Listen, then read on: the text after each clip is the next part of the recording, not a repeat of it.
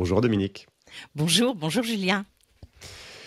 Enchanté et merci de m'accorder un petit peu de votre temps pour parler notamment de votre dernier livre, mais plus largement de votre vision du monde et de ces enjeux. Est-ce que vous pouvez commencer Merci, Oui, merci, pardon. merci, merci beaucoup de me recevoir, ça me fait très plaisir. Est-ce que vous pouvez commencer par vous présenter brièvement et me raconter comment vous regardez le monde? Quelles sont les lunettes que vous portez pour regarder notre époque? Alors, aujourd'hui, je suis professeure de sociologie à Dauphine, mais j'ai eu en quelque sorte plusieurs vies qui expliquent que j'ai plusieurs paires de lunettes, ce qui est pas toujours évident. Je jongle un peu entre elles. J'ai commencé par faire de la philosophie. J'ai adoré la philosophie et ça me semble très important d'avoir une vision philosophique des choses, c'est-à-dire toujours peut-être une manière de se demander si quelque chose est bien ou mal, bonne ou pas, et alors pour les individus bien sûr, mais surtout pour la société. Donc j'ai cette première manière de voir les choses, cette première paire de lunettes. Après j'ai été faire l'ENA, donc j'ai une deuxième paire de lunettes qui est mon intérêt pour les politiques publiques et pour la manière dont on pourrait essayer d'améliorer les choses, le fonctionnement de la société. Et ensuite, je suis passée à l'université au bout d'un certain nombre d'années. Et donc aujourd'hui, je suis professeure. J'ai dirigé le labo de sciences sociales pendant une dizaine d'années. Et aujourd'hui, je m'occupe de la préparation au concours administratif de Dauphine. Donc voilà, j'ai différentes paires de lunettes et donc j'ai peut-être une approche un peu particulière par rapport soit à des collègues purement universitaires ou purement énarques, où j'essaye toujours de mélanger ces différentes approches. Donc approche pluridisciplinaire en essayant de varier les regards. Bon, ça tombe Oui. bien, c'est un peu ce qu'on essaie de faire aussi dans Sismic. Alors, votre dernier livre s'intitule Une société désirable. Et donc c'est un titre optimiste et qui peut sembler même parfois un peu décalé par rapport au contexte de crise multiple actuelle, puis d'anxiété climatique et de tensions sociales, etc. Pourquoi en fait avoir fait ce choix d'aller regarder du côté de la désirabilité en fait? C'est quoi l'axe? Alors, il y a un sous-titre qui est Comment prendre soin du monde. Je suis pas certaine que ça soit optimiste. En fait, qu'est-ce que j'essaye de dire? J'essaye de dire qu'on se trouve face à la nécessité d'ouvrir d'immenses chantiers, notamment le chantier de la transformation écologique, hein, c'est-à-dire prendre à bras le corps la question écologique. Euh, et pour le faire, je pense qu'on est obligé de montrer à chacun comment la situation sera mieux après qu'avant. D'où l'obligation, en quelque sorte, hein, de montrer que c'est désirable d'opérer cette transition. Alors, désirable pour qui, pourquoi? Moi, j'aimerais bien le montrer pour tout le monde. Et j'aimerais bien mettre au cœur de notre de ce chantier l'idée qu'il faut améliorer cette société pour les classes populaires particulièrement. Euh, pour deux raisons, hein. D'une part parce qu'elles sont très nombreuses, que jusqu'à maintenant on ne s'est pas beaucoup occupé d'elles, et que évidemment elles peuvent avoir envie de freiner le mouvement vers la transition écologique parce que elles peuvent penser qu'elles ont beaucoup à y perdre. Que l'écologie, c'est des prix plus élevés, c'est du bio pour les bobos, c'est une interdiction de prendre la voiture, c'est des contraintes qui se rajoutent aux contraintes déjà existantes dans lesquelles sont enfermer ces personnes. Donc je pense que ce qu'il faut absolument faire, c'est montrer comment cette nouvelle société, cette nouvelle étape des sociétés, donc des sociétés plus écologiques, plus sobres, post-croissancistes, plus articulées ou plus concentrées sur la satisfaction des besoins essentiels de tout le monde, eh bien comment elle sera meilleure pour tout le monde? Ça veut dire quoi? Peut-être qu'une meilleure santé, une meilleure alimentation, euh, des sols plus fertiles, plus féconds. J'ai vu que vous aviez reçu Marc-André Sellos. Euh, Plus de beauté peut-être, plus de liens. Et aussi, et ça c'est un petit peu mon plus, hein, plus d'emplois, plus intéressant et un changement opéré dans le travail. Et donc voilà, en fait, ce que j'essaie de montrer dans le livre, c'est comment est-ce que prendre au sérieux la question écologique et donc tenter de la résoudre, ça pourrait en même temps nous permettre de résoudre deux crises très graves que l'on a. La crise de l'emploi, on n'a pas de bons emplois, il y a plein de gens qui sont tenus à côté de l'emploi, et la crise du travail, on a des conditions de travail assez médiocres. Ouais, donc c'est une question centrale parce qu'on voit bien que dans ces réflexions autour de la trajectoire écologique, il y a vraiment cette question de la projection, puisqu'aujourd'hui elle est souvent perçue comme étant liée à beaucoup, beaucoup de sacrifices, et il y en a, et puis ça dépend de qui on parle aussi, ça dépend de quelle classe on parle. Et c'est des questions qu'on a déjà abordées beaucoup dans Sismic. Mais il y a cette question aussi de la tension qu'on a entre la situation actuelle, qui n'est pas désirable, en tout cas pour beaucoup de gens, la difficulté à se projeter vers quelque chose de plus désirable via la promesse écologique. Donc comment... d'abord, je rentrais par une question, on reviendra là-dessus plus tard, pardon. Mais savoir pourquoi vous avez choisi de faire du travail une question centrale. Vous avez un peu abordé, ça fait partie de l'axe central du bouquin. Mais pourquoi avoir choisi cet angle alors qu'on pourrait se dire que c'est pas forcément la question centrale de nos sociétés, en tout cas par rapport à tout ce qui se passe? Alors d'abord, je pense que c'est une question centrale. Ensuite, moi, c'est une question qui m'obsède depuis très longtemps. J'ai mon premier bouquin, toute seule, écrit seul, c'était Le travail, une valeur en voie de disparition. À l'époque, donc je l'ai écrit en 1995, c'était une réflexion sur la place qu'avait prise le travail dans nos sociétés. Pourquoi est-ce que le travail a pris une telle place? Pourquoi est-ce qu'il est devenu une norme absolue? C'est-à-dire que quand on ne travaille pas, on n'est pas grand-chose dans la société. Et donc, j'ai essayé de faire une histoire philosophique du travail, comment le travail est devenu une valeur, et comment peu à peu, il y a un sociologue allemand qui raconte ça, Stefan Vosswinkel, il dit que le travail, c'est devenu dans nos sociétés la dernière arène dans laquelle on peut faire montre de ses capacités, montrer de quoi on est capable, et susciter l'admiration. Bon, donc voilà, je me suis posé cette première question, et donc je raconte ça dans ce bouquin. Et dans le bouquin, en gros, j'étais assez gorsienne, de tous les bouquins d'André Gorz et les réflexions de Gorz. Et donc, ma thèse consistait à dire, en m'appuyant un peu sur mes références de philosophie grecque, par exemple, j'essayais de montrer pourquoi ça serait vraiment important d'arriver à réduire la place du travail dans nos vies individuelles et dans notre vie sociale pour faire plus de place à d'autres activités, des activités politiques, citoyennes, donc dans lesquelles on délibère ensemble sur la société qu'on veut, la manière dont on veut qu'elle fonctionne. Et puis, je pensais aussi que ça serait une manière de rééquilibrer en gros, le partage des tâches domestiques et familiales entre les hommes et les femmes. Voilà. Et j'ai travaillé très longtemps sur cette question. J'ai travaillé au ministère du Travail pendant une quinzaine d'années, où je m'occupais de faire le lien entre le monde de la recherche et les administrations. Et aujourd'hui, plus que jamais, cette question, elle me paraît essentielle parce que d'abord, il y a des gens qui se réalisent dans leur travail, il y a des gens qui souffrent dans leur travail. Il y a beaucoup de gens qui souffrent dans leur travail. Alors moi, donc comme je vous le disais, j'ai beaucoup travaillé à la DARES, la direction de l'animation de la recherche, d'études et statistiques du ministère du Travail. C'était une direction qu'avait créée Martine Aubry à l'époque pour faire contrepoids à l'expertise de Bercy. Et donc, on menait beaucoup de recherches sur ces questions. Et donc, ce que montrent ces études de la DARES, c'est qu'il y a beaucoup de gens qui souffrent du travail dans le travail.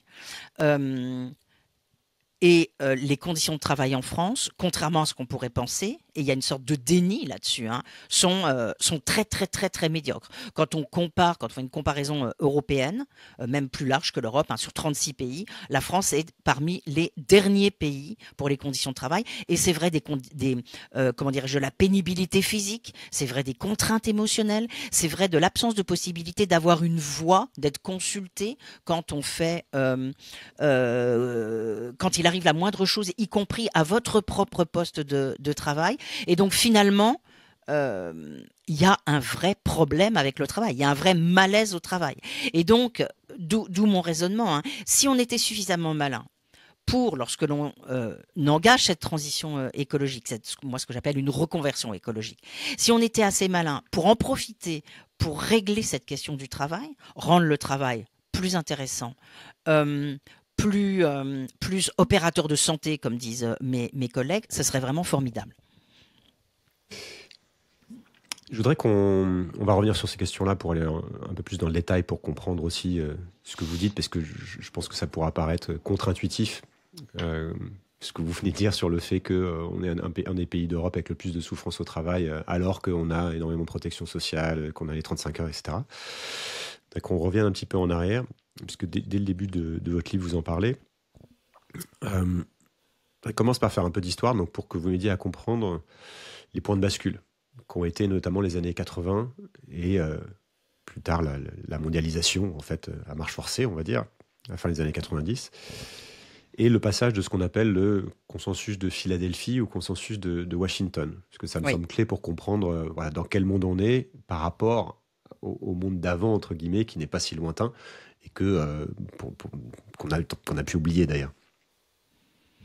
Oui, c'est très, très important, vous avez parfaitement raison de regarder ce basculement. Donc en 1944, il y a plusieurs événements très importants. Il y a en France le texte du CNR, du Conseil national de la résistance, qui dit que à la sortie de la guerre, on mettra en place un plan complet de sécurité sociale.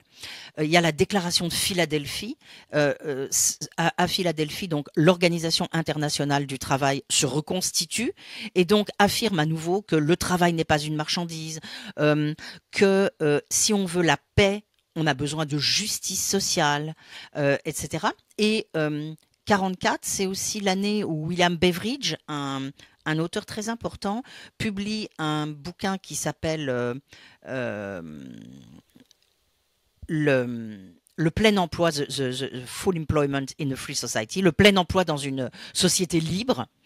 Et il a écrit en 1942 un texte également très important où ce qu'il dit en gros, c'est à la sortie de la guerre, on mettra en place une espèce de révolution où l'État devra assurer des fonctions de bien-être pour l'ensemble des citoyens. Donc on est là-dedans, et ce qu'on appelle le consensus de Philadelphie, c'est ce qui se déploie à partir de 45. Bon, 45, on sait en France, hein, octobre 45, ordonnance qui crée la sécurité sociale, et c'est très important. Moi, je raconte chaque année à mes étudiants, on lit ensemble l'exposé des motifs de ces ordonnances, parce que ce qui est dit est extrêmement important. Ce qui est dit, c'est que on va créer la sécurité sociale, on va la donner à gérer par les intéressés eux-mêmes, donc on sera dans une forme de démocratie sociale, et on va organiser une vaste redistribution du revenu national des classes les plus aisées vers les classes moins favorisées. Et donc on va faire à la fois une redistribution horizontale des célibataires vers les gens chargés de famille, des pas malades, des bien portants vers les malades, etc., mais aussi une redistribution horizontale. Et pourquoi ?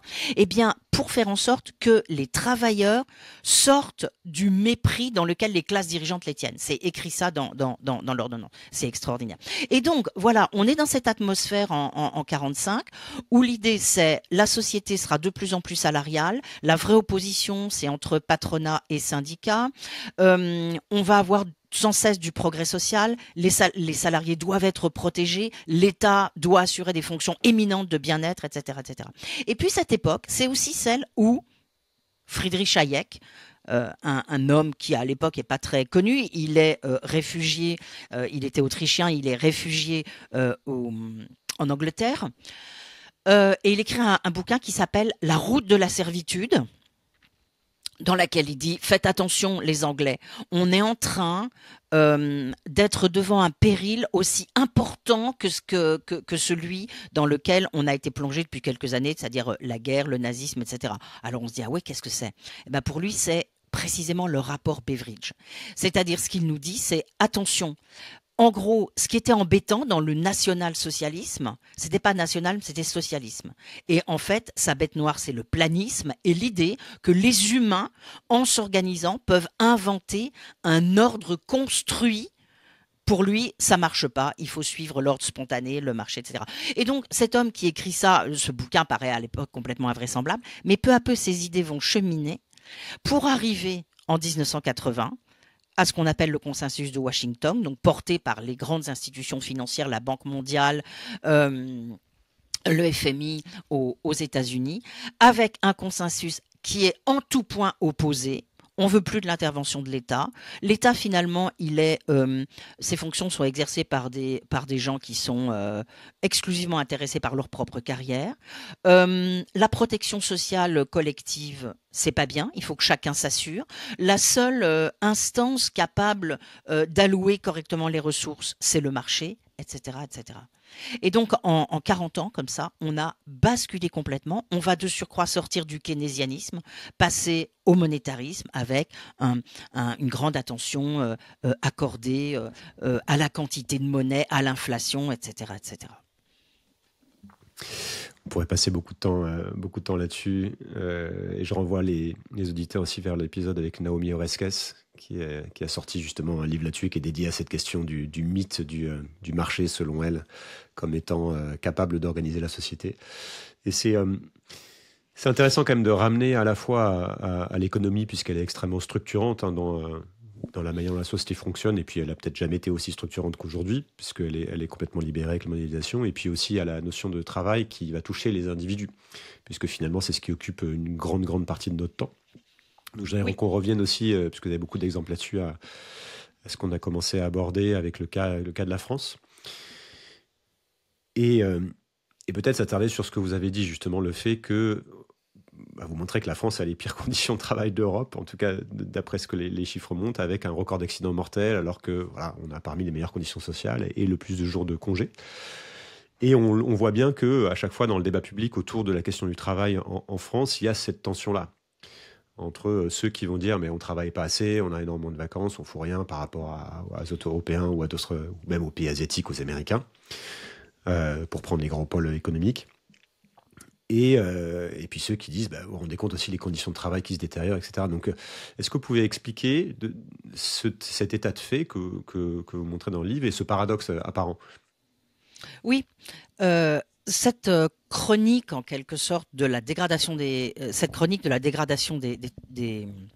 conditions de travail, elle est tenue justement par cette direction statistique du ministère du Travail, dont j'ai parlé tout à l'heure, la DARES, et on a une enquête qui s'appelle l'enquête conditions de travail qui existe depuis 1978 et qui est à la fois une enquête déclarative, c'est-à-dire on demande aux gens, on pose aux personnes un certain nombre de questions, mais on leur pose aussi des questions qui relate des faits objectifs, par exemple, combien de fois vous devez porter un colis par heure, ou bien combien de fois un objet va passer devant vous, etc. etc. Je dis ça bien sûr parce que cette enquête va être critiquée. Alors, c'est sur cette enquête que l'on s'appuie pour dire qu'il y a eu une dégradation des conditions de travail depuis les années 80, avec un mouvement, il y a eu une pause dans l'intensification, ce qu'on appelle l'intensification des conditions de travail, c'est le fait de travailler toujours plus vite dans un délai toujours plus court. Ça, personne ne le conteste. Il y a eu, depuis les années 80, une intensification du travail, avec une pause entre 1997 et 2005, et puis une reprise de l'intensification autour de 2013.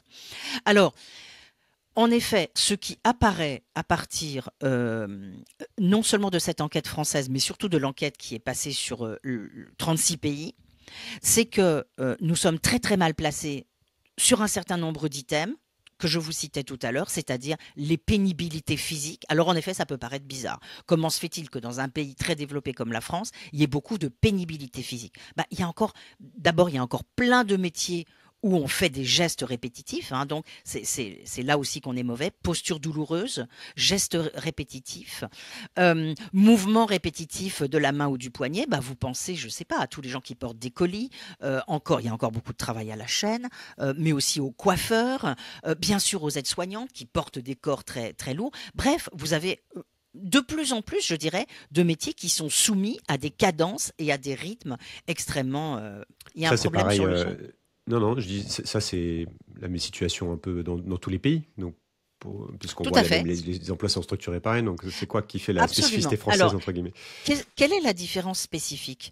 Euh, à mon avis, il y en a deux, hein. D'une part, on est dans et les deux se tiennent. D'une part, on est dans une tradition où l'entreprise est organisée de façon très hiérarchique, hein. On a encore les vieux souvenirs, ce que raconte Philippe Diribarne, hein, la différence entre noble et non noble, etc. Bref, on a une conception très hiérarchique de l'entreprise avec des dirigeants très puissants, des petits chefs, euh, et c'est l'autre élément que je voulais citer, des syndicats qui sont quand même peu nombreux, hein. On a un taux de syndicalisation de 11%. Il y a peu de syndicats dans les petites entreprises. Euh, et si vous comparez à des pays comme l'Allemagne, donc nous on a un taux à peu près de 11% de taux de syndicalisation, l'Allemagne est à peu près à 18%, dans les pays du Nord vous êtes à peu près entre 60 à 70%, et donc quand même notre spécificité, c'est de donner beaucoup moins la parole aux salariés ou à leurs représentants en France que dans d'autres pays. En Allemagne, vous avez des conseils d'entreprise qui sont très puissants, dans lesquels il n'y a pas le chef d'entreprise. Dans les pays, et vous avez, à la fois en Allemagne et dans les pays du Nord, ce qu'on appelle la codétermination, c'est-à-dire un très grand pouvoir accordé aux salariés ou à leurs représentants, aux partenaires sociaux, qui négocient absolument tout. Et ça, on sait qu'on a une conception et une organisation des relations sociales en France qui est très particulière et qui fait que les salariés, finalement, ils sont pas bien protégés. Alors, d'où vient le fait que souvent on argumente qu'on a une culture française de la plainte, que les Oui, vous syndicats avez, seraient responsables aussi de cette approche conflictuelle, voilà, pour faire un peu l'avocat du diable aussi. oui, oui, vous avez raison. Bon, bah, c'est toujours l'histoire de la poule et de l'œuf, hein. Moi, j'ai pas mal travaillé sur les pays nordiques et j'ai été intéressée parce que dans les deux pays principaux, Danemark, Suède, on a eu il y a très longtemps des conflits sociaux extrêmement durs en 1899 au Danemark, 1938 en Suède, très durs, violents, avec des morts, etc., qui ont conduit à ce que syndicats et patronat se reconnaissent mutuellement et décident de bosser ensemble. Alors, ça ne veut pas dire que les syndicats sont des bénis oui-oui, loin de là, hein, mais il y a des espèces de textes qui organisent leurs relations et qui font que, d'une certaine manière, les salariés sont beaucoup mieux protégés que dans un pays comme la France, où on n'a jamais réussi à organiser ça. Voilà, du coup, j'ai complètement oublié votre question. C'est pas grave. Non, c'était lié justement à ce mythe persistant, enfin voilà, mythe ou pas mythe, Ah ouais, où est la qui poule, où est serait que l'œuf? voilà, qui serait que en fait en France on se plaint toujours et qu'en fait les conditions sont pas Oui, pires oui. qu'ailleurs et qu'on est super protégé, Oui, donc arrêtons. non, bien sûr, bien sûr. Donc je disais poule œuf. Est-ce qu'on a des syndicats qui sont pas suffisamment dans la coopération, ou est-ce qu'on a un patronat qui est trop fermé? Ça se discute. En même temps, hein, pour donner un début de réponse quand même. Chaque fois qu'on a essayé de faire une réforme de l'entreprise, par exemple, il y a eu deux rapports très importants en 1963 en France sur la réforme de l'entreprise par un haut fonctionnaire, Bloch-Léné, et puis en 1975 par Sudreau, deux rapports qui disaient bon, là ça va pas dans l'entreprise, on peut pas en rester là, quoi. Il faut avancer, il faut faire des réformes. Bah, le patronat a été vent debout et il s'est rien passé. Donc je pense qu'on a un problème avec notre patronat. Maintenant, ce que vous dites sur finalement, oh bah ouais, les Français ils se plaignent toujours, donc tout ça est pas vrai. Alors ça, moi, on me l'a dit des tas de fois quand je présente très souvent ces résultats, et toujours on me dit ah mais ouais, mais c'est une enquête déclarative. Donc en fait, si on a compris que les Français c'était des râleurs, ils sont jamais contents, ils sont les plus tristes du monde, alors que tout va bien, eh bien c'est pareil avec les conditions de travail. Alors ce que je réponds en général, c'est que, bon, peut-être il y a eu une forme de plainte particulière des Français, et puis ça permet d'améliorer les choses, hein. Mais on a quand même des éléments très objectifs. C'est pour ça que je vous disais tout à l'heure que cette enquête, elle comporte des éléments très objectifs. Et surtout, bah, il y a cette affaire quand même d'accident du travail, mortel et non mortel, qui nous dit qu'on n'est pas complètement dans l'erreur quand on se dit qu'il y a un problème avec les conditions de travail. Il y a un véritable problème. Est-ce que les 35 heures, vous parliez d'aggravation, d'intensification du travail, est-ce que les Mm. 35 heures ont contribué finalement à mettre plus de pression en compressant entre guillemets le temps de travail? Vous vous doutez qu'il y a eu un nombre de débats infini là-dessus. Alors, on, plein de réponses, très vite. On aurait pu s'attendre à ça, puisqu'en fait, le financement des 35 heures, il reposait en partie, pour un tiers, sur l'idée qu'on allait faire des gains de productivité. Et les gains de productivité, bien sûr, ça consiste à travailler, à produire plus dans moins de temps. Mais c'était compensé d'une certaine manière par le fait que dans la première loi Aubry, il y avait l'idée qu'on allait avoir des créations d'emplois. Donc, on réduisait le temps de travail, mais il fallait, en contrepartie, créer des emplois. Et ça n'est pas ce qui s'est passé dans la deuxième loi Aubry, parce que si on se souvient bien de ce qui s'est passé, lorsque Martine Aubry a annoncé cette première loi de réduction du temps de travail, le patronat était fou furieux et a tout fait pour s'y opposer. Et il y a donc eu une deuxième loi Aubry qui, elle, donnait une aide aux entreprises sans les obliger à créer des emplois. Et là, en effet, dans un certain nombre d'entreprises, ça a dû contribuer à intensifier le travail. On a eu comment dirais-je, des évaluations assez diversifiées sur cette question.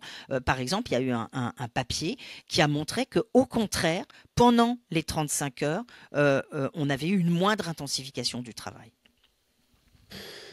Les jeunes, pareil, je reste un peu sur ce qu'on entend souvent. Enfin, vous contestez l'idée que les jeunes ne voudraient plus travailler. Et pourtant, on a les employeurs qui peinent à recruter, on a les démissions qui augmentent. Voilà. Est-ce qu'il n'y a pas, malgré tout, un vrai changement de mentalité et comment vous décrivez cette tension? Alors vous avez raison, on entend énormément cette idée que les jeunes voudraient plus bosser, ils sont devenus paresseux, ils sont matérialistes, ils pensent qu'à leur RTT, ils veulent bosser à la maison. Bref, ils sont devenus complètement rétifs à l'effort, quoi. La fameuse génération Z, alors on classe par génération, enfin bon. Alors il y a plein de chercheurs qui ont montré, que c'était un stéréotype, c'est-à-dire que ça existe depuis très longtemps. En 1972, il y avait une étude qui avait été faite par le Centre d'études de l'emploi où les employeurs disaient: oh là là, on n'a plus du tout la même qualité de main-d'œuvre qu'avant. Avant, les gens étaient attachés au travail. Aujourd'hui, les jeunes veulent plus bosser. Donc, ça, c'est vraiment une espèce de truisme, quoi, qui traverse les époques. Aujourd'hui, qu'est-ce qui s'est passé? Alors, certes, le Covid a donné un coup, a fait réfléchir les gens, a donné un coup aussi, alors bien sûr, a développé a fait que le télétravail se développe, mais, mais surtout a accru le malaise vis-à-vis du travail. Alors, qu'est-ce que ça a fait? Il n'y a pas eu, comme on le dit, de grandes démissions. Hein. Simplement, les gens qui étaient coincés dans des emplois à mauvaises conditions de travail, ils en ont profité pour changer d'emploi et essayer de trouver des conditions de travail meilleures. Et quand on parle des jeunes, il faut bien voir quelque chose. Hein. En quelque sorte, bon, d'abord, ils sont très maltraités, les jeunes. Ils mettent un temps fou à s'insérer sur le marché du travail. Il faut voir, en ce moment, il y a mon master qui commence. Donc maintenant, les jeunes, ils sont étiquetés et rangés, hiérarchisés dans Parcoursup, dans mon master, enfin dans tout un tas de procédures qui leur montrent que finalement ils sont pas bons, quoi. C'est-à-dire qu'ils attaquent leur estime de soi. On leur demande d'avoir un projet, de savoir ce qu'ils voudront faire, mais quand même les portes sont assez fermées. Quand ils font des candidatures, on leur répond pas. On nous dit que les jeunes sont plus attachés à l'entreprise, mais l'entreprise les a tellement maltraités. Je veux dire, quand trop souvent dans les stages, ils ont des stages très peu payés, on leur apprend pas le métier, on les utilise de manière vraiment très très instrumentale, quoi. Leur taux de chômage est très élevé, hein, il est le double de la moyenne quand même, on doit être là à 17-18%. Alors que la moyenne est à 7-8. C'est eux qui ont les contrats à durée déterminée de façon tout à fait extraordinaire en volume. Hein.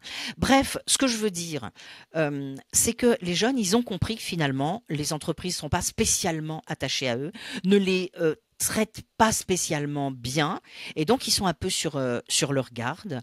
Et par ailleurs, il faut voir les évolutions qui se sont passées à la fois sur le marché du travail, donc des conditions plus difficiles, mais aussi dans l'ensemble de la société. Hein. C'est-à-dire que il y a eu une... Comment dirais-je? C'est évidemment pas une arrivée des femmes sur le marché du travail, mais une augmentation permanente du taux d'activité des femmes. Aujourd'hui, on n'a plus que 5 points de différence entre les hommes et les femmes en matière de taux d'emploi. Ça veut dire que il y a beaucoup de gens au travail et que toutes les autres activités, les activités familiales, amicales, etc., elles sont à portion congrue et que tous ces jeunes, hommes et femmes, ils revendiquent aussi d'avoir un peu de temps pour s'occuper de leurs amis, de leur famille, etc., ce qui n'est absolument pas scandaleux. Et si vous voulez, on est sorti d'un modèle, là encore, où on avait un homme qui travaillait de 8 heures du matin à 20 heures, voire pour certaines professions libérales qui nous disent « Ah, mais les femmes, elles veulent plus bosser. » Je pense aux médecins, par exemple, il y a des médecins qui disent ça. Bah oui, mais ces hommes, en général, ils étaient complètement dévoués à leur travail et ils avaient des femmes à la maison qui s'occupaient de leurs enfants. C'est complètement terminé, ça. Je voudrais avoir votre point de vue sur cette tension qu'on perçoit tous entre, enfin tous, en tout cas je perçois, entre ce désir, entre guillemets, de moins travailler, d'avoir plus de temps pour soi, de travailler mieux, cette nécessité aussi quelque part de ralentir quand on regarde la problématique écologique, et puis on y reviendra, et l'injonction, enfin le besoin de maintenir une économie, de maintenir de la croissance parce que le système fonctionne comme ça aujourd'hui, de maintenir la compétitivité, de maintenir la souveraineté, d'être capable de produire dans un marché extrêmement compétitif. Voilà, comment est-ce que vous regardez cette tension et notamment, est-ce que c'est une grille de lecture qui est correcte pour comprendre les débats autour de l'économie, autour de la croissance, autour de la transition? Pour Oui, commencer par du large. oui. Alors, vous avez raison, hein. Moi, je suis peut-être un petit peu idéaliste et quand je suis arrivée à l'ENA, j'ai fait l'ENA entre 87 et 89, j'ai été immédiatement trempée, plongée dans un système de pensée où on ne parlait que de compétitivité. C'était déjà à l'époque, compétitivité. C'est-à-dire, en effet, dans un monde qui commençait à se globaliser, l'idée que il faut se maintenir à flot, quoi. Et c'est évidemment un sujet hyper important, c'est sans doute le plus important, cette globalisation, parce que de fait, tous nos systèmes nationaux sont mis en compétition les uns avec les autres, et c'est pas seulement les entreprises, c'est du coup nos systèmes sociaux, puisque très rapidement, par exemple, l'OCDE, donc l'organisation des pays les plus riches, a commencé à dire il faut baisser vos niveaux de protection sociale et de protection de l'emploi si vous voulez, vous, les pays riches, vous maintenir à niveau. Et on est là-dedans depuis le début. Je veux dire, le patronat ne cesse, enfin le MEDEF ne cesse de nous dire que nous ne sommes pas assez compétitifs et donc puisque les entreprises, c'est le nerf de la guerre, c'est elles qui donnent des salaires, des revenus, etc., alors il faut absolument être compétitif. Et le dernier discours de Ursula von der Leyen, qui nous met de côté le Green Deal, c'est au nom de la compétitivité. Bon, donc comment on peut traiter cette question? Longtemps, à gauche, on l'a traité avec l'idée qu'il ne fallait pas s'intéresser qu'à la compétitivité prix, mais à la qualité des produits. Et il me semble que c'est toujours la réponse, c'est-à-dire qu'est-ce qu'on produit, sur quoi on veut être compétitif et comment on peut l'être. Il me semble alors la France est coincée, on le sait, la France a été longtemps coincée entre l'Allemagne qui faisait des produits de grande qualité, de meilleure qualité que nous, et les pays du Sud, Espagne, Italie, qui nous battaient sur la compétitivité prix. Et nous, on avait encore quelques niches, en effet, l'aéronautique, on a l'agriculture. Moi, je pense qu'il faut qu'on joue en effet sur nos avantages comparatifs et qu'on continue à miser ce que l'on ne fait pas en ce moment sur la qualité de notre main-d'œuvre. On a quand même une main-d'œuvre de très grande qualité. Jusque-là, on avait une main-d'œuvre de très grande qualité. Donc voilà, moi j'ai envie de remettre sur le tapis la question de qu'est-ce qu'on produit. Qu'est-ce qu'on produit avec quelle qualité? Et une de mes réponses, c'est qu'on ne peut pas raisonner seulement à l'échelle française, mais qu'il faut maintenant qu'on raisonne vraiment complètement à l'échelle européenne. Moi, je mets beaucoup d'espoir. C'est un peu mes derniers espoirs. Vous me disiez tout à l'heure que j'étais optimiste.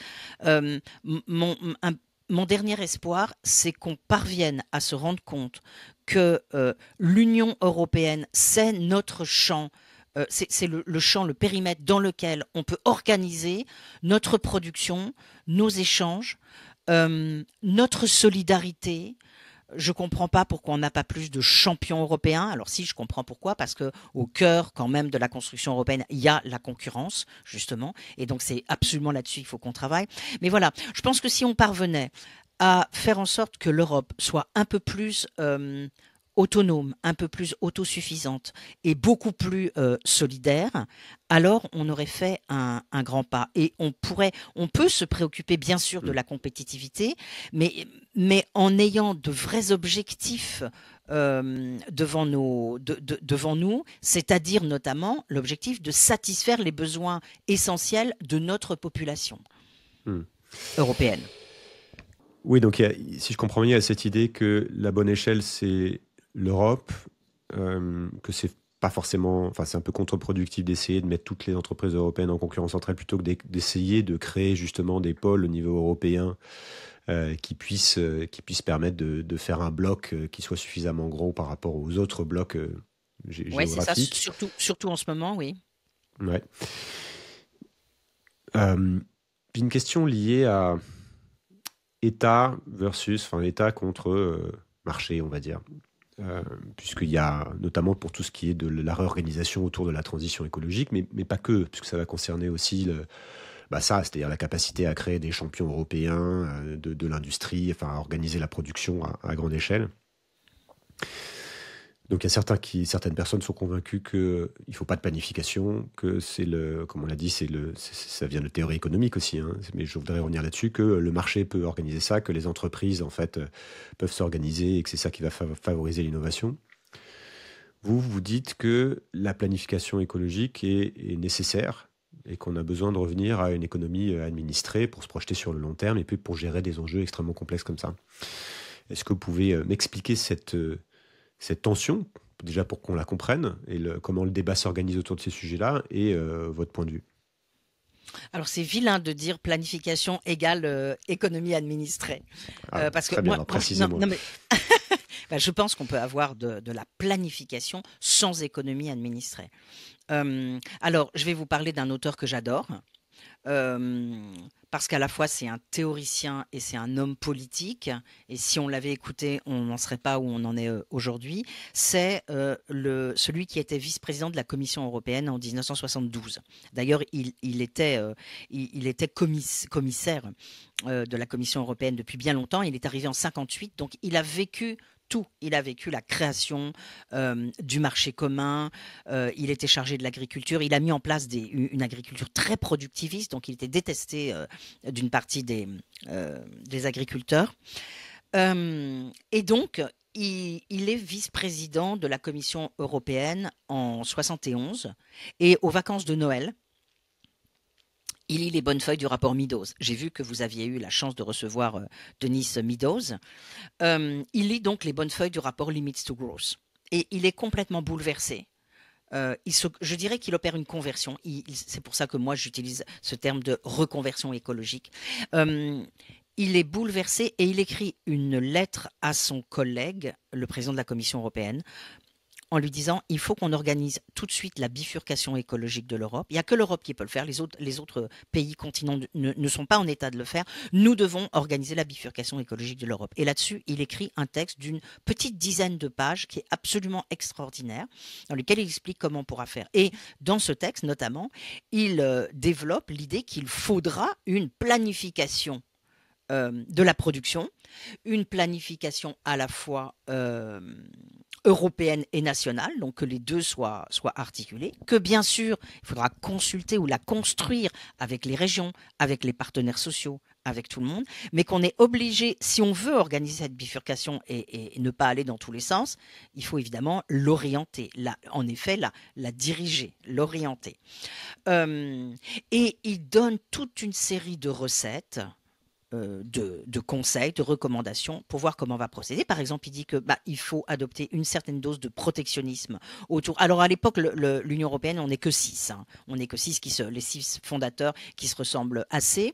Donc il va falloir se protéger, il va falloir organiser la production à l'intérieur de nos territoires. Il va falloir, dit-il, orienter la production vers la satisfaction des besoins essentiels, donner la priorité en effet à la production de biens publics sur les biens privés, bref, mettre là un petit peu le marché en veilleuse, mais il reconnaît tout à fait que le marché est essentiel. Il n'est pas du tout contre le libre-échange, simplement il faut l'organiser. Et c'est pas du tout un bolchevique, hein, il n'a pas le couteau entre les dents. C'est un socialiste néerlandais. Et lui-même, il se pose pas mal de questions. Hein. Lui-même, il dit je sais que l'État, c'est pas le meilleur hein, pour organiser la production. Mais voilà, l'idée, c'est un petit peu comme en 46, de rassembler toutes les forces, de les mettre autour de la table pour voir en effet quel type de production on va bien pouvoir faire. Mais je ne pense pas qu'il s'agisse d'une production complètement administrée. Mais c'est vrai que si on veut organiser cette bifurcation, bah, il faut bien coordonner les efforts, quoi. Et puis, savoir, par exemple, et là c'est très important chez lui, hein, il dit qu'il va falloir renoncer à la publicité, qu'on va devoir renoncer au gaspillage, c'est-à-dire on ne va pas s'amuser à produire n'importe quoi pour le mettre à la poubelle. On va produire ce dont on a besoin. Et donc ce monsieur, c'était Siko Mansholt, c'est ça? Oh, j'ai pas dit son nom? Non, c'était un très long teasing. Ah, c'est dingue! Oui, il s'appelle Siko Mansholt. Et donc, sa fameuse lettre a été publiée récemment hein, par les éditions du Petit Matin. J'ai fait une petite préface parce que c'est moi qui l'ai proposé aux éditions les Petits Matins, parce que le texte était épuisé, alors que je le trouve pour aujourd'hui, c'est un véritable viatique, quoi.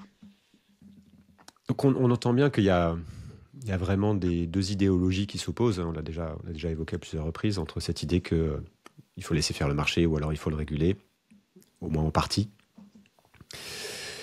Je voudrais qu'on reste un peu là-dessus pour comprendre pourquoi ça bouge pas en fait, comment la tension s'organise et comment même on a l'impression que ça s'amplifie et que c'est clairement l'idée qu'il faut faire sauter toutes les régulations, qui est en train de gagner. Comment ça s'organise en France au niveau européen et puis même plus largement, comment vous percevez les choses? Bah, c'est absolument dramatique ce qui se passe en ce moment. C'est-à-dire qu'en effet, on est face à une question qui est immédiatement mondiale, puisque je produis du CO2 n'importe où, voilà, j'augmente la quantité mondiale de CO2 dans l'atmosphère. Donc, on devrait avoir une réponse mondiale. Et si un seul ne respecte pas cela, eh ben, les autres sont embêtés parce que c'est une forme de dumping, c'est un dumping environnemental finalement. Et c'est ce qui est en train de se passer. À partir du moment où les États-Unis nous disent que eux ils vont forer à mort et extraire du pétrole et ne rien respecter, bah, évidemment, leurs entreprises sont dans une situation bien meilleure que les nôtres, et donc on est plus ou moins obligé de suivre. Donc, on n'est pas encore suffisamment organisé au niveau européen pour résister. Pourtant, on est un continent hein, on pourrait être tout à fait capable d'opposer une résistance. Il me semble qu'on n'a pas encore pris suffisamment, sinon la mesure des enjeux, au moins les décisions qui nous permettraient d'organiser notre résistance, quoi. Et donc, la crainte qu'on peut avoir, c'est que tout peu à peu se dérégule. Bah, c'est le fameux discours. J'ai une chronique dans Le Monde tous les mois, et mon avant-dernière, c'était bien sur ce discours de Ursula von der Leyen, qui nous dit, en gros, bah, je choisis de renoncer aux grandes mesures du Green Deal, c'était hyper important. Donc, on renonce plus ou moins à cette directive très importante qui demandait aux entreprises de rendre des comptes, ça s'appelle la double matérialité, sur non seulement la manière dont leurs comptes sont impactés par le reste du monde, mais la manière, dont elles impactent leur environnement naturel et social. La CSRD. Corporate Sustainability Reporting Directive. Celle-là, elle est mise en veilleuse. Une autre qui est presque complètement supprimée, c'est la directive sur le devoir de vigilance. Nous, on a un texte sur le devoir de vigilance qu'on a mis en place en 2017 en France, mais on avait réussi à convaincre l'Europe de faire pareil. Et donc, c'est l'idée que les entreprises, elles sont responsables de toute leur chaîne de valeur. Et donc, elles ne peuvent pas se désintéresser de ce qui se passe très très loin si elles se sont approvisionnées avec du travail des enfants ou des choses comme ça. Plus la taxonomie européenne, c'est-à-dire qu'est-ce qui est considéré comme bon pour le développement durable et pas. Donc tout ça, on est en train plus ou moins d'y renoncer pour parvenir à rester compétitif, en effet, par rapport aux Américains. Et on voit bien que, alors, déjà, les patronats, patronat français, patronat allemand, patronat italien, avaient émis de grosses critiques contre l'ensemble de ces directives parce qu'ils veulent avoir leur liberté totale.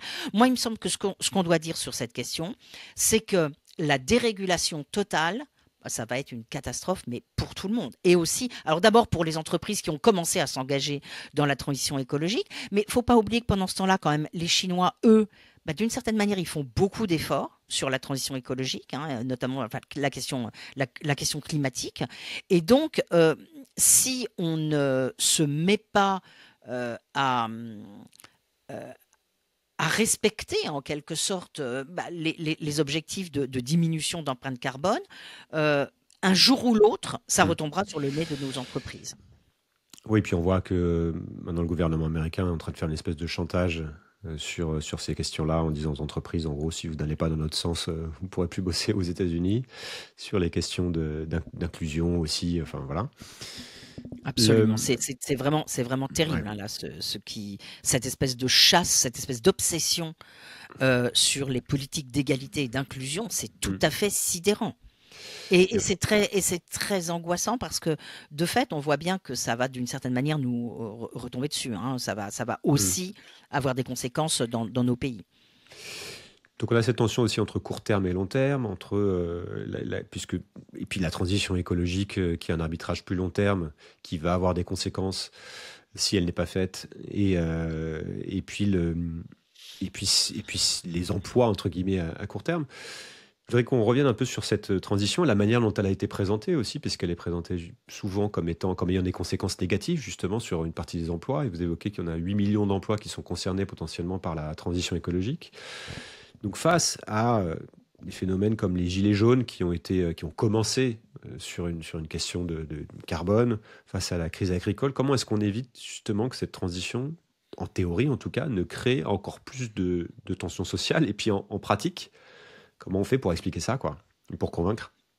Alors j'ai envie de vous faire la même réponse que tout à l'heure, c'est-à-dire en mettant les classes populaires au cœur, c'est-à-dire non pas en les oubliant comme on l'a fait en 2018, il faut vraiment tirer les enseignements de ce moment. En 2018, on fait la taxe carbone et on ne regarde pas qui va être impacté. Et évidemment, c'est une partie des classes populaires qui le sont le plus. Alors même que certains, dans les administrations et les cabinets, avaient bien attiré l'attention là-dessus, sur les risques que cela pouvait entraîner, et avaient dit qu'il fallait en gros mettre 1 milliard sur la table pour accompagner la chose. Et ça n'a pas été fait. Donc je disais, en mettant les classes populaires au cœur, ça veut dire quoi? Ça veut dire qu'il faut... En ce moment, il y a beaucoup d'articles de recherche qui reviennent sur le fait qu'il faut arrêter d'avoir un discours punitif, un discours contraignant, dire que l'écologie, ça va être d'interdire des choses, et au contraire, montrer, c'est le but du titre de mon bouquin, une société désirable, montrer les avantages qu'on pourrait en retirer. Et donc sans doute qu'on s'est trompé dans ces dernières années, que les gouvernements se sont trompés, et peut-être même aussi d'autres responsables politiques, à la fois sur le discours et sur les mesures. Dans le discours, je crois vraiment qu'il faut mettre l'accent sur ce qui sera mieux. Dans les mesures, eh bien, qu'est-ce que ça veut dire mettre les classes populaires au cœur? Ça veut dire par exemple qu'on ne peut pas interdire quelque chose, d'avoir une voiture, si on n'a pas mis en place les alternatives. Parce qu'en effet, on prive les gens de liberté essentielle de se déplacer, par exemple. Alors, je vais prendre un exemple très concret. Je vais prendre l'exemple de l'automobile. L'automobile, jusqu'à maintenant, on avait des constructeurs français qui ont quand même globalement construit des gros SUV hyper polluants, hyper lourds et inaccessibles pour les classes populaires. Un moyen de réconcilier les classes populaires avec la transition écologique, ça serait de parvenir à construire, c'est la proposition d'un institut de recherche qui s'appelle le GERPISA, de construire un petit véhicule électrique, léger, non polluant, accessible financièrement à tout le monde. C'est-à-dire autour de 10 000, 10, 12, 15 000 euros. C'est déjà très cher. Et construit en France.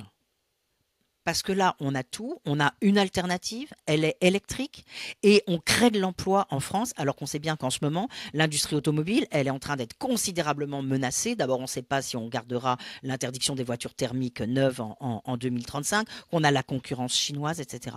Donc ça, c'est une réponse que je trouve intéressante. Une autre réponse, je pense à un autre institut de recherche qui s'appelle le Forum Vie Mobile, qui dit, en fait, il faut sortir du système voiture et il faut garantir la possibilité pour chacun d'être mobile en faisant un système avec du train, des cars cadencés, des petites navettes, du vélo et de la marche. Et donc, il faut complètement reconstruire notre espace et nos territoires. Ça, je trouve ça très, très intéressant. Et dans tous les cas, pardon, je reviens sur la force de votre question, qui est de dire comment ça se fait qu'on ne bouge pas. Mais juste ce que je voudrais dire, c'est que c'est hyper compliqué. Non mais on dit ouais ils font rien et tout ça, mais c'est une révolution en fait qu'on a à faire. Donc c'est affreusement compliqué. Il faut qu'on se passe de pétrole dont on n'a jamais su se passer. Il faut qu'on électrifie tout. Il faut qu'on consomme et qu'on produise moins, mais il faut quand même que les gens aient des revenus. Donc il faut redistribuer. C'est un chantier absolument énorme. Et tout ça avec une dette énorme qui est déjà là. Exactement.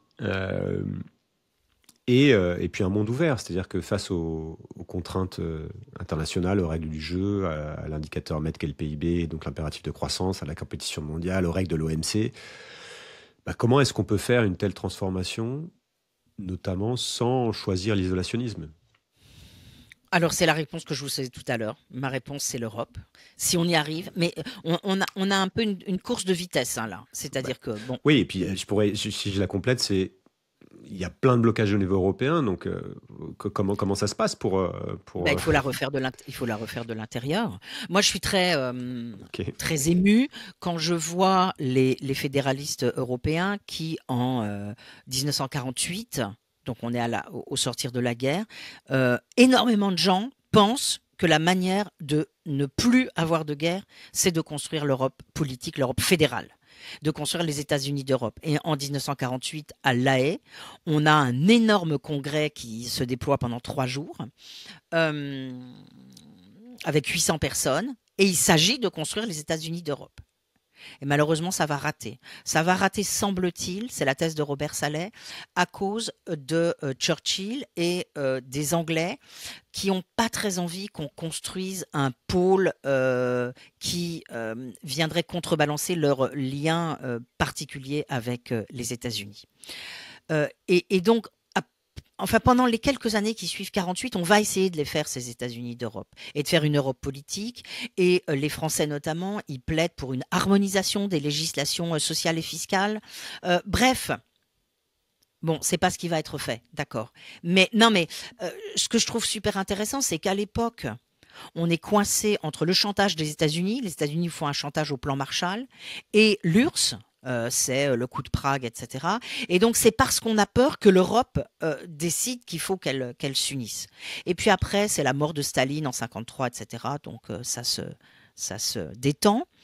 Et aujourd'hui, on se retrouve dans cette même situation où on est pris entre 2 gros empires qui veulent, quand même, ils disent tous les 2 qu'ils veulent notre mort, quoi. Donc, à nous d'avoir la force nécessaire pour faire une vraie Europe. Pas l'Europe qu'on a en ce moment, parce que moi je suis d'accord avec toutes les critiques, c'est-à-dire c'est une Europe qui est fondée sur la concurrence, on se fait du dumping social, c'est l'horreur. Reconstruisons radicalement l'Europe pour être suffisamment fort et pour résister contre ce qui se passe. Mais je disais que c'est une course de vitesse parce que dans tous les États membres, là, on a maintenant des extrêmes droites dont c'est la cible, l'Union européenne, qui veulent démanteler, faire exploser l'Europe au nom du nationalisme. Donc c'est un retour du nationalisme, donc c'est un retour de la guerre, soyons clairs. Et d'ailleurs, dès le prologue, vous parlez du lien entre capitalisme débridé et montée de l'autoritarisme, et vous parlez de Karl Polanyi notamment, qui en 1944 analysait les sociétés en mal de protection n'hésitent plus à se jeter dans les bras du régime totalitaire. Donc je voudrais qu'on reste un peu là-dessus pour connaître votre regard sur ce qui se joue en ce moment autour de la montée du désir d'autorité qui est documenté statistiquement, et de fait de la montée des partis autoritaires partout en Europe. Comment vous diagnostiquez ça? Et au-delà de ça, le lien avec le travail aussi, le lien avec cette envie de mieux vivre finalement et de répondre aux enjeux de sécurité, d'identité, etc. Euh, et la réponse à y apporter, en fait. Ouais, je sais pas s'il y a un vrai désir d'autorité, franchement. Je pense qu'il y a une fabrique de quelque chose. Moi, j'aime beaucoup les travaux de Giuliano D'Ampoli, qui nous a merveilleusement expliqué ça, hein. Je pense qu'il y a la fabrique d'un énorme désordre. Et les gens aiment pas le désordre, en effet, parce qu'on a besoin de prévisibilité pour construire sa vie, quoi. Et donc, face à à ce désordre, alors les gens disent, bah, on a tout essayé, rien ne se présente, donc il faudrait en effet quelqu'un de fort pour mettre fin au désordre. Mais Est-ce que la gauche a une responsabilité aussi dans ce désordre? Ou dans cette perception du désordre? je ne sais plus si la gauche, ça veut dire quelque chose, franchement. Il y a tellement de courants et On de va dire ceux clans qui ont été au aujourd'hui. pouvoir Ceux qui ont été au pouvoir, d'accord. Oui, bien sûr, dans la mesure où... alors, je mets de côté la période Jospin, qui pour moi a été une période quand même assez exceptionnelle. Euh, il me semble que c'est la dernière bonne période qu'on a vécue, avec des avancées sociales quand même très, très importantes. parce que l'économie allait bien aussi, on pourrait dire. Tout à fait, l'économie allait bien, mais on avait aussi fait ce qu'il fallait pour qu'elle aille bien, avec de la redistribution, avec quand même la CMU, la prime pour l'emploi, un intérêt pour les classes populaires. Alors, vous me direz que c'était pas parfait, d'accord, c'était pas parfait, mais c'était quand même pour moi, c'était la gauche plurielle, donc on prenait en considération aussi les questions écologiques.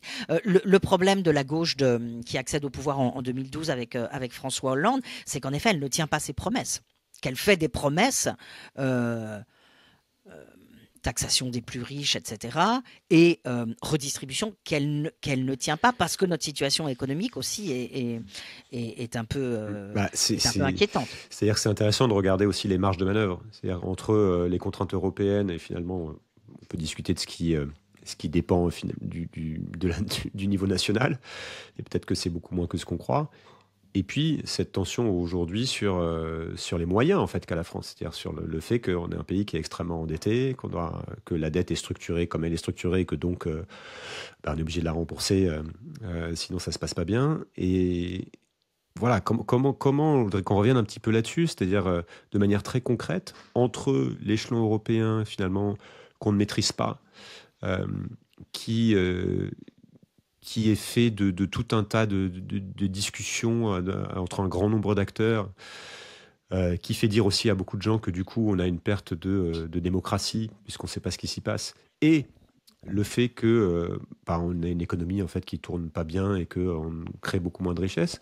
Comment on fait pour trouver l'argent, pour investir, pour sortir, pour trouver une nouvelle manière de jouer à ce jeu-là en fait? Eh bien, il me semble que là encore, je pense qu'on est à un moment vraiment capital parce que c'est aujourd'hui qu'on peut et qu'on doit changer cette Union européenne pour la mettre pour la mettre au service des gens et plus au service euh, sans doute des seuls mouvements de capitaux, etc. Et donc, je pense qu'il faut aller plus loin dans notre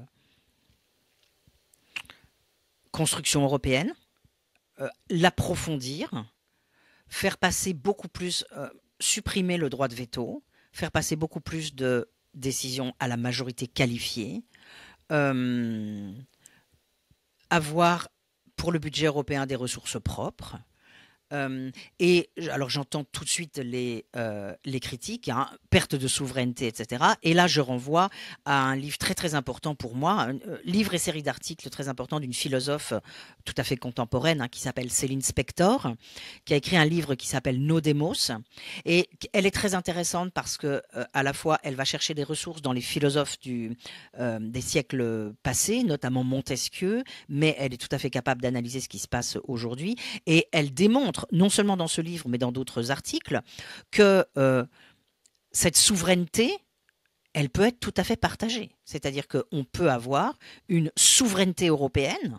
Voilà, ça veut dire une sorte d'autonomie stratégique et de décision et de production européenne à laquelle on participe pleinement. Alors, ça veut dire qu'on n'aura pas toujours gain de cause, nous, la France, mais on n'est pas non plus obligé d'imposer aux autres toutes nos idées, toutes nos coutumes, toutes nos politiques. Et donc, c'est en effet le résultat d'un débat, de discussion. Alors aujourd'hui, certes, l'Union européenne, elle est terriblement bureaucratique, trop bureaucratique. Le Parlement n'a pas assez de pouvoir. On sait que c'est une organisation quand même très particulière, hein, avec 3 grandes instances de pouvoir, la Commission, le Conseil de l'Union européenne, le Parlement. D'accord, je pense que tout ça peut être amélioré. Et si vous voulez, je pense que c'est notre seule voie de sortie. Sinon, qu'est-ce qui va se passer ?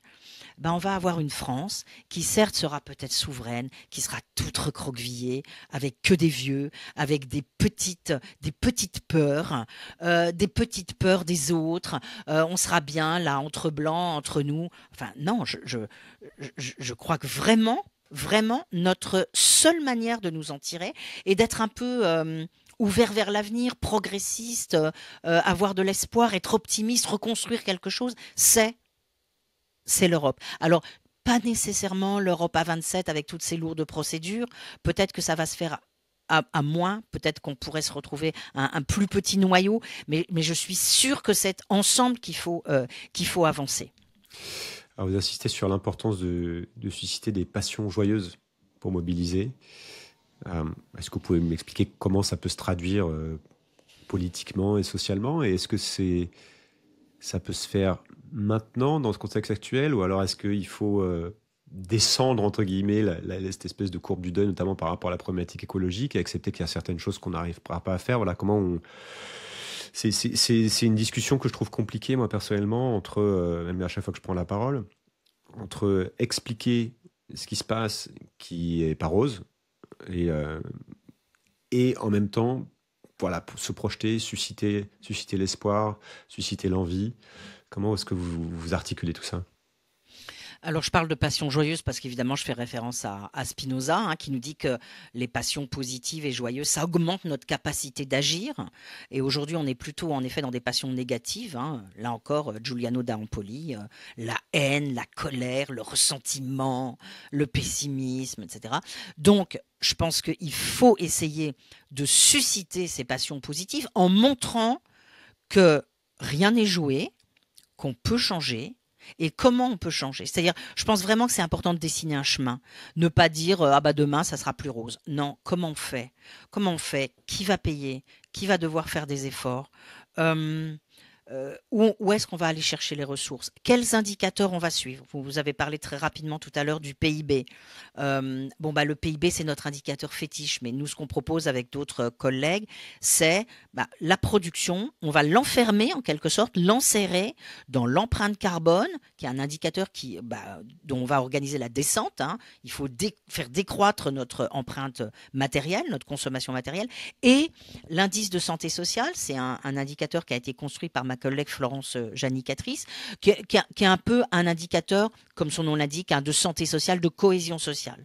Donc notre idée, c'est, ok, bien sûr qu'il faut continuer à produire, mais alors il faut produire certainement d'autres choses que celles qu'on produit aujourd'hui. Il faut les produire différemment et il faut les produire en respectant une descente de notre empreinte matérielle et une forme d'équité, d'égalité entre les citoyens pour qu'il n'y ait pas des gens qui soient complètement laissés sur le bord du chemin. Et je pense qu'il faut donner la main aux gens pour participer à cette construction. Je crois qu'il y a plein de ressources, d'envie de construire des choses chez les personnes, mais qu'on leur donne pas la possibilité. C'est pas seulement blablater, hein, c'est pas seulement faire des assemblées, gna gna gna. C'est essayer, non mais voilà, de faire des choses ensemble. Et c'est très important, et c'est pour ça que le travail, c'est vraiment au centre de tout ça. Je veux dire, il y a plein de gens qui s'emmerdent dans leur travail, dont le travail non seulement ne sert strictement à rien, mais détruit des choses. Et si déjà on leur donnait la possibilité de voir que par leur travail, ils contribuent à réparer notre société, à réparer le monde et à construire un truc qui est mieux, ça serait déjà formidable. Donc je pense que c'est ça qu'on a à construire. Qu'est-ce qu'on fait de tout ça en tant qu'individu? J'essaie de donner un peu des de quoi penser à toutes celles et ceux qui nous écoutent concrètement? Euh, on essaye de trouver un boulot qui soit pas un boulot qui abîme, mais qui aille plutôt dans le sens, ouais, qui aille plutôt dans le sens de ce qu'on disait, de l'ouverture de ce grand chantier. Deux, euh, on essaye d'en parler avec son entourage pour pas être tout seul et pour pas avoir envie de se jeter par la fenêtre. Trois, moi je continue à croire aux grandes instances comme les partis politiques. On s'inscrit dans des partis politiques ou dans des mouvements ou dans des associations pour porter quelque chose, pour donner de la voix, pour sentir qu'on vaut quelque chose dans ce monde et que notre parole, elle est importante. Et puis, on dit des choses positives parce que je crois à la performativité, c'est-à-dire, moi souvent on me dit, oh, bah, tes chroniques, elles sont super optimistes. Mais je pense que c'est important que des gens lisent, que d'autres pensent que on peut mieux, on peut aller vers du mieux, que ça nous redonne en quelque sorte, c'est une espèce de fluide qui peut nous permettre d'aller plus loin. Oui, recréer du lien, pas rester tout seul dans son coin, ça recoupe pas mal de choses qu'on a pu me dire. Effectivement, pour retrouver, c'est là-dedans, dans les choses concrètes aussi, qu'on retrouve une forme d'élan, en fait. Oui, et y compris, je reparle du travail, pardon, hein, mais les collectifs de travail, quoi. Quand on a des gens qui sont isolés, à qui on fait du voice speaking pour aller chercher des trucs dans les entrepôts, ils sont tout seuls, ils peuvent même pas parler à leurs collègues, c'est la fin de tout, quoi. Donc il faut absolument sauvegarder l'existence de collectifs de travail dans lesquels les gens peuvent se parler. Dernière question. Un ou deux livres à lire absolument dans sa vie ou que vous emmèneriez sur une île déserte. Il y a plein de manières de la formuler. Bon, c'est difficile ça, hein. Je sais pas si je les emmènerais sur une île déserte, mais non, mais bah, les deux dont je vous ai beaucoup parlé et qui m'ont le plus intéressé ces dernières années, c'est le bouquin de Giuliano d'Ampoli, Les ingénieurs du chaos, parce que ça nous donne des outils pour nous opposer, pour comprendre ce qui se passe exactement. Et puis bah, la lettre Mansholt, hein, ça c'est sûr. Programme de bifurcation écologique, écrit il y a 50 ans, mais complètement actuel. Ok. Bah, peut-être que je la lirai dans Sismic. Il faut que je vois la longueur. Ça peut être intéressant. Elle est très courte. Merci beaucoup, Dominique. Merci. Merci beaucoup. C'était vraiment intéressant. J'espère qu'on a fait un petit peu progresser la conscience que des choses sont possibles. Merci. Merci.